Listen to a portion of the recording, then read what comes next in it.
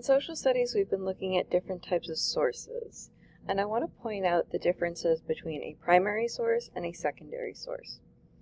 The page you're looking at here is one of the pages from the social studies book, and I want to just use this as kind of my notes and a starting point when we're talking about the differences between primary and secondary sources. So in this book, we have the highlighted word primary source. That is information that comes directly from a person who experienced an event. It would be that person who has the experience of the event, maybe writing something down, maybe they take a photo of it, maybe they write a letter or a diary entry to show what is happening in that time period, and people can look back on it later, say, well, this person experienced that event firsthand, here's what they saw, here's how they felt. And that would be a primary source. A secondary source, just as reliable as a primary source, we don't want to think secondary source isn't as good. It just comes from a different type of author. So a secondary source would be information about an event, but it doesn't come from somebody who experienced that event. And I've got some examples here to show you. I'll start with the ones that are on this page. So on this page, we have some primary source examples. It says, this picture up here that says "We Can Do It." That's a poster created during World War II. And it's an example of a primary source. It comes from that time period. If we're learning more about World War II, we might look at letters written by soldiers or a quote from the president. Okay, so it talks about at that time, these things were happening. They were created at that time period. If I look at these other sources, okay, so this is a painting and an article about World War II.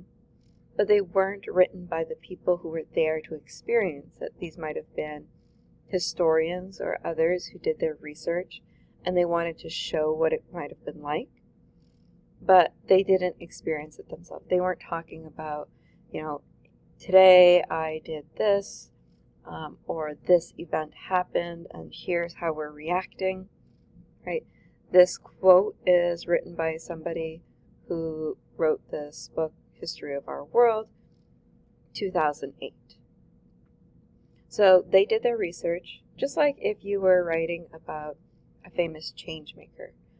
Maybe you did some research on Rosa Parks or Frederick Douglass or Martin Luther King Jr.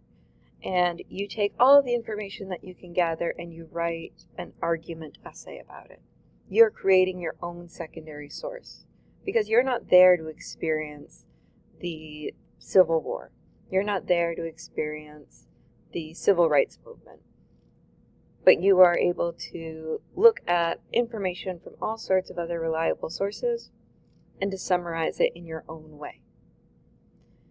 If you write something about your life, experiencing your life now as a 6th grade student, the challenges that you face as a 6th grade student this year, some of the exciting moments that happen in your life, you're creating a primary source. You are here to experience that event, whether it's a letter to a friend, a diary entry, pictures that you take.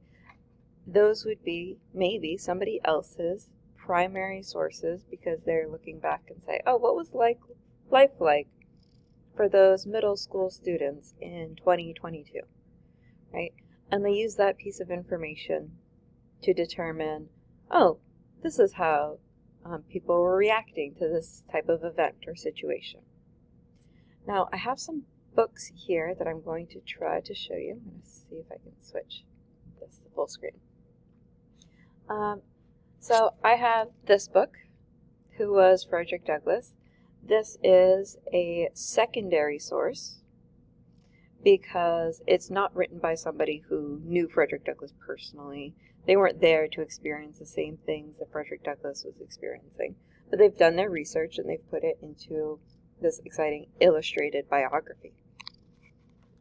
So we have the story of Frederick Douglass without his own words. So if we were reading something that Frederick Douglass himself wrote, or somebody who knew Frederick Douglass wrote a story about his life, that might be a primary source. An example of a primary source that I have here is this book. It says it's Trevor Noah, and the author of this book is Trevor Noah. So this is his autobiography. He is experiencing his own life. He would be able to write a primary source about his life and his experiences. Some of my books include both primary and secondary sources. So, for example, this book, The Bill of Rights, includes the quotes. Let me see if I can get this on the right page here. So, the quotes from the Bill of Rights. This is Amendment 6. And then on the opposite side, it tells a little bit more detail about what it means. So on this side, this is a primary source document, right? It tells the words from the Constitution. And on this side, this would be a secondary source because this is somebody else's writing after they've done the research about the Sixth Amendment. Then they tell you about it on this side. And then I have one more here. Maybe I'll use these two as examples. This one is a secondary source document because what were the Twin Towers? This is a book that somebody did some research about how and when the Twin Towers were built, some of the different stories of things that happened at the Twin Towers, and then it tells about September 11, 2001. There are included in the secondary source, so you can see, there's some illustrations, there's some paragraphs in here, these different chapters. They do include a few primary sources within. So in the center of this book, they include some primary source documents by including the different photographs of the Twin Towers and the offices and the people whose stories are connected to the Twin Towers.